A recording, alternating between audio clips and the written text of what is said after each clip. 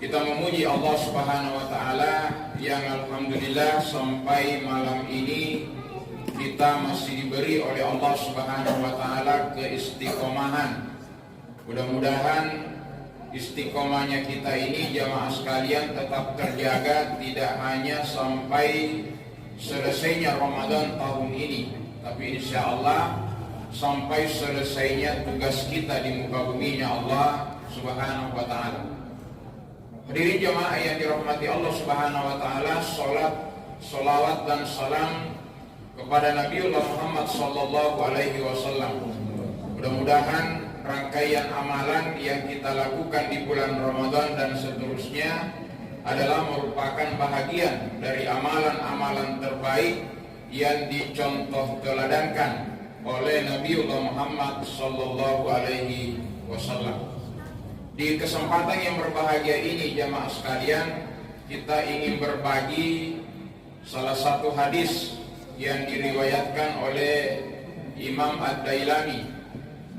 Sittatu asya'in tuhbitul a'mal. Ada 6 hal yang bisa menjadi perusak dari amalan-amalan kita. Jadi amalan ini jamaah sekalian laksana tanaman, kita menanamnya.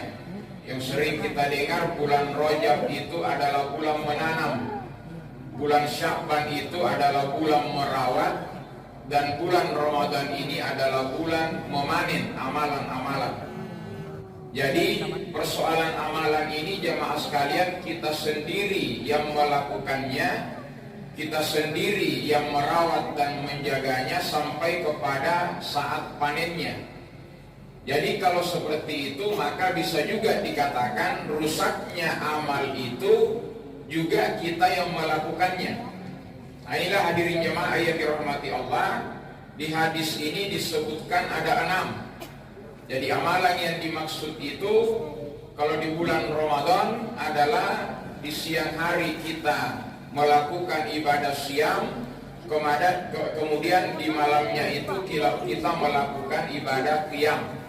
Jadi amalan yang dimaksud jamaah sekalian, seluruh amalan ibadah yang kita lakukan bisa rusak. Jangankan 6, salah satunya saja dari 6 ini, maka kita perlu berhati-hati, mengevaluasi, memuhasabah diri kita, mudah-mudahan kita tidak berada di dalamnya. Yang pertama jamaah sekalian adalah al-istighlalu bi uyubil khalqi. Jadi biar serajin apa kita melakukan yang namanya ibadah, mulai dari sholat, puasa, zakat, haji dan seterusnya, tapi kita masuk di golongan ini, maka ini akan menggerogoti ibadah-ibadah yang kita lakukan. Jadi makna di yang pertama ini istighlalu bil khalqi adalah orang yang masih tetap istiqomah membongkar aib atau kekurangan orang lain. Jadi ini biasa kita anggap enteng, hadirin jamaah yang dirahmati Allah. Kalau di Al-Quran itu dikatakan la tajassasu, kita tidak boleh kepo, wala yaghtab ba'dukum ba'da, kita dilarang menggibah dan seterusnya. Tapi persoalannya hadirin jamaah sekalian, hari ini kita rasakan tidak seru pembicaraan kalau kita tidak membicarakan kekurangan orang.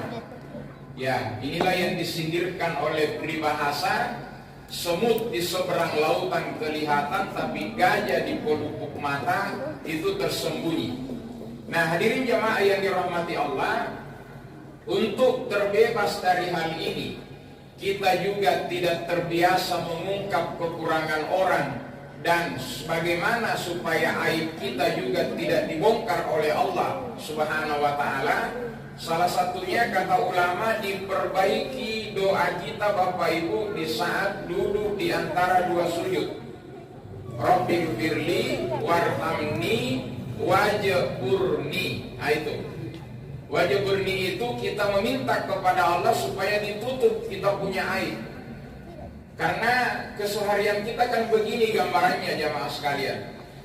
Ada tetangga kita lah, ya kalau tidak mau menyebut keluarga kita, tetangga kita, itu 9 kebaikannya, Tapi tiba-tiba ketahuan dia melakukan satu ketidakbaikan.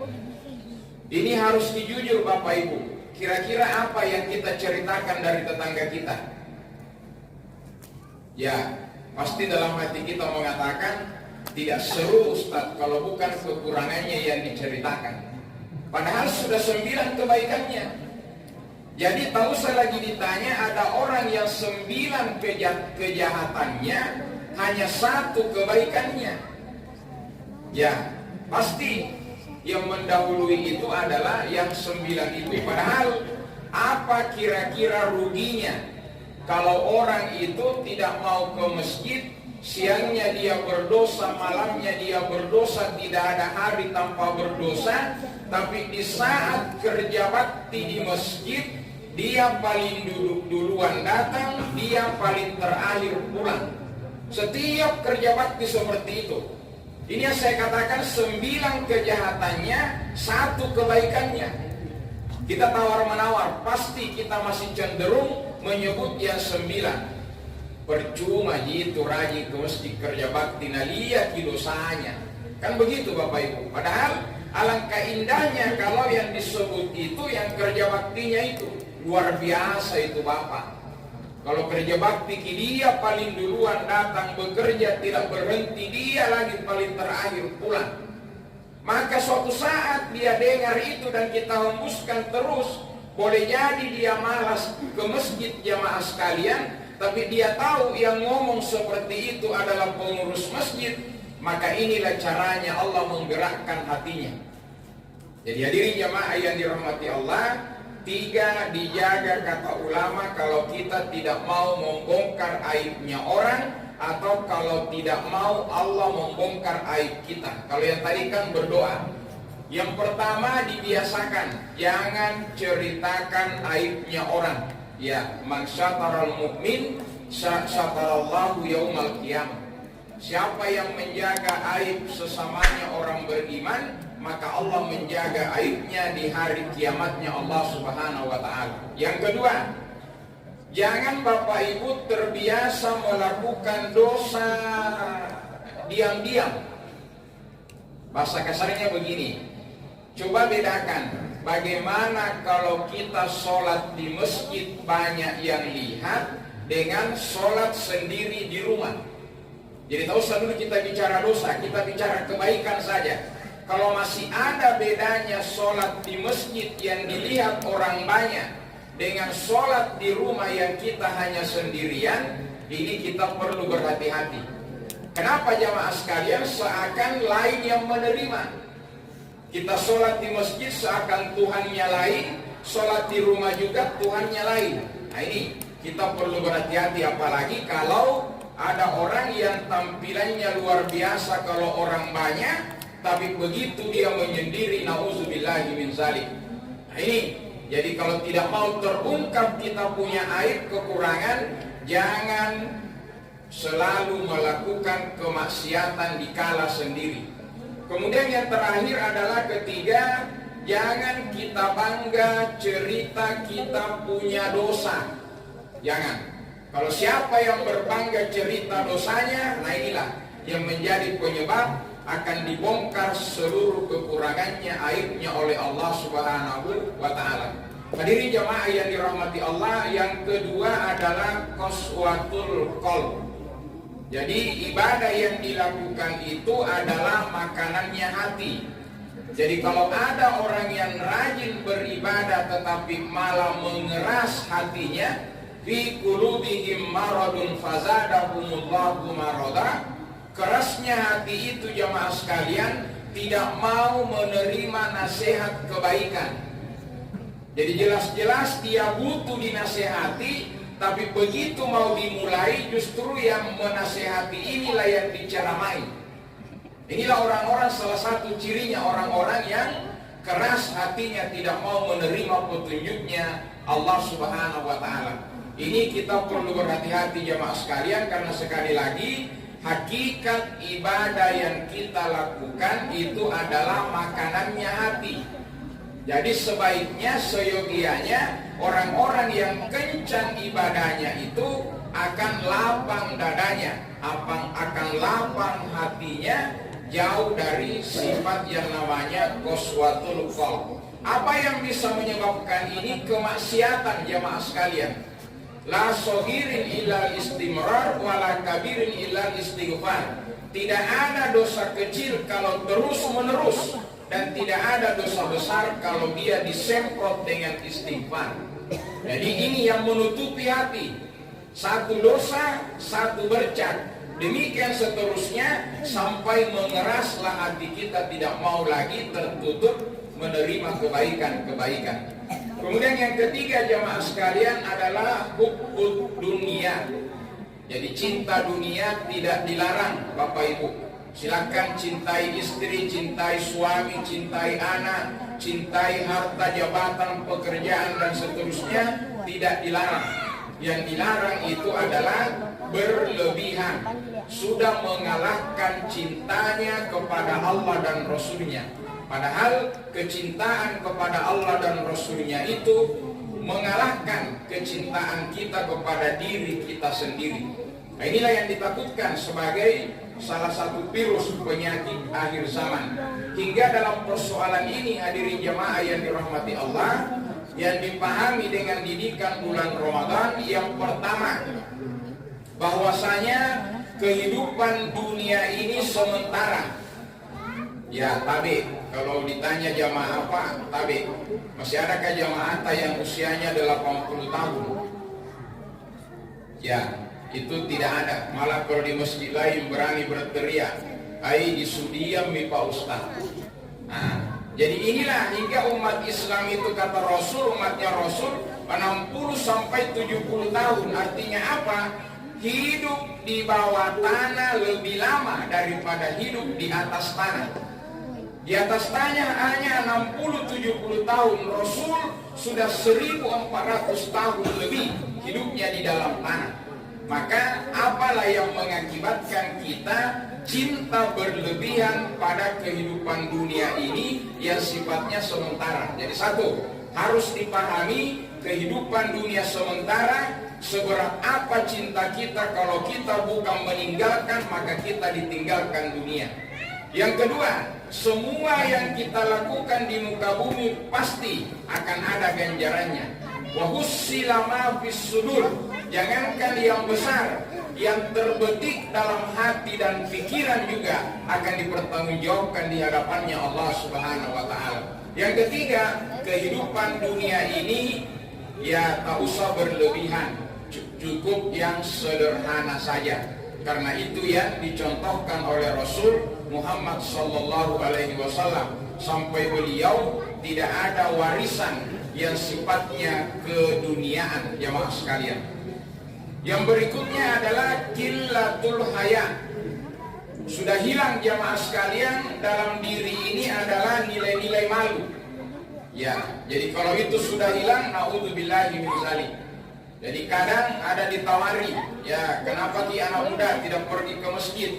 Orang-orang tua dengan adik-adik tadi masjid. Ya Ustaz, malu-malu karena saya pekerjaanku tiap malam masih begini. Ini malu yang negatif.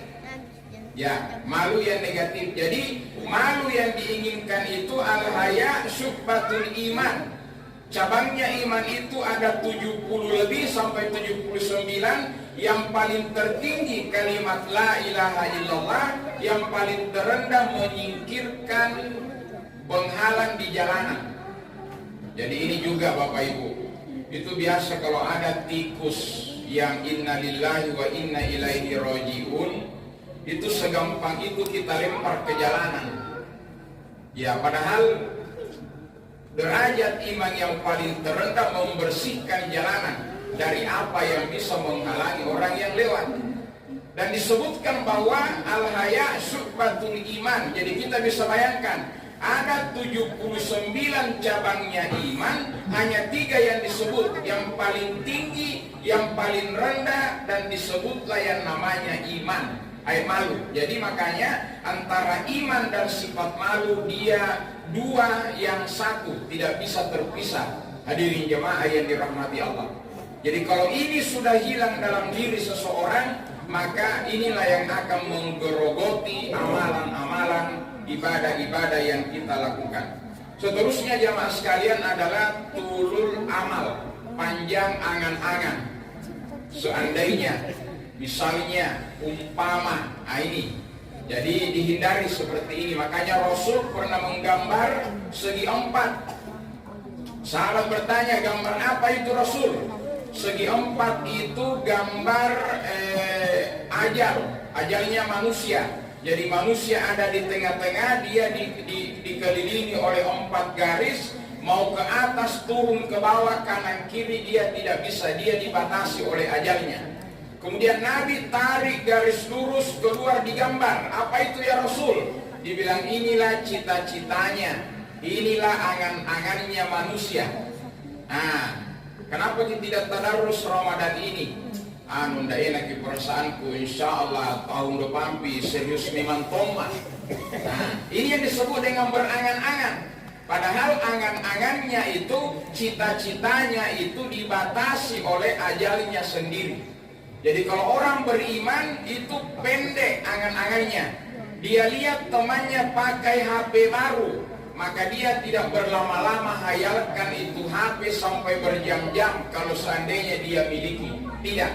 Tapi begitu dia lihat temannya pakai HP baru, dia munculkan pikiran positif. Saya juga akan berusaha mendapatkan, dan mudah-mudahan itu bahagian dari rezekinya Allah Subhanahu wa Ta'ala. Tapi ada orang, Pak, begitu melihat tetangganya punya ini dan seterusnya, dia yang sibuk menghayal.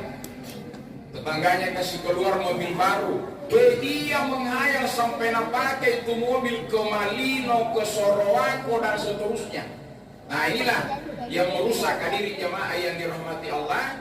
Tulul amal ini bisa menggorogoti, mengurangi kuantitas dan kualitas amalan atau ibadah kita. Yang terakhir adalah zulmun la yantahi. Jadi dia tidak pernah berhenti menzalimi sesama makhluknya Allah Subhanahu wa Ta'ala. Di YouTube, Bapak Ibu bisa kita buka, ada seorang konten kreator. Dia menangkap tikus.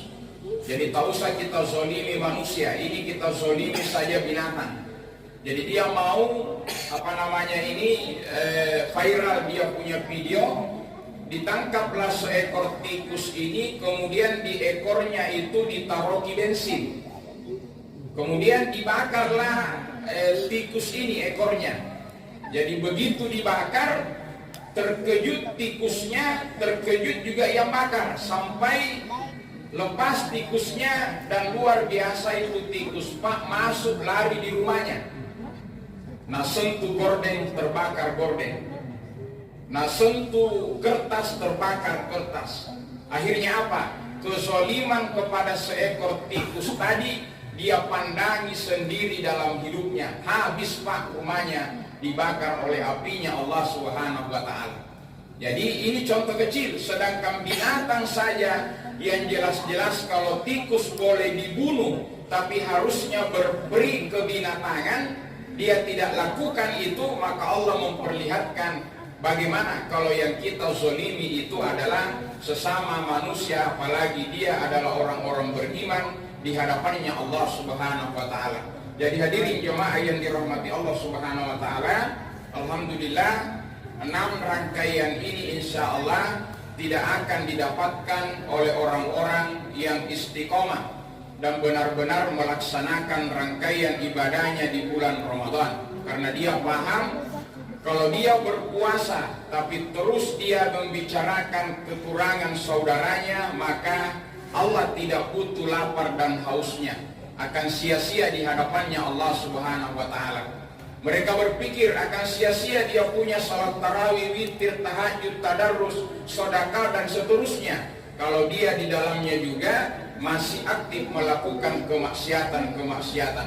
Jadi hadirin jemaah yang dirahmati Allah Subhanahu wa Ta'ala, mari kita saling mendoakan, mudah-mudahan amalan-amalan yang kita lakukan ini bukan kita sendiri yang sengaja merusaknya, melakukan amalan-amalan yang bisa mengurangi kuantitas dan kualitasnya, tapi insya Allah akan kita jaga karena modal terbaik untuk kehidupan akhirat. Wa basyiril ladzina amanu wa amilus sholihat.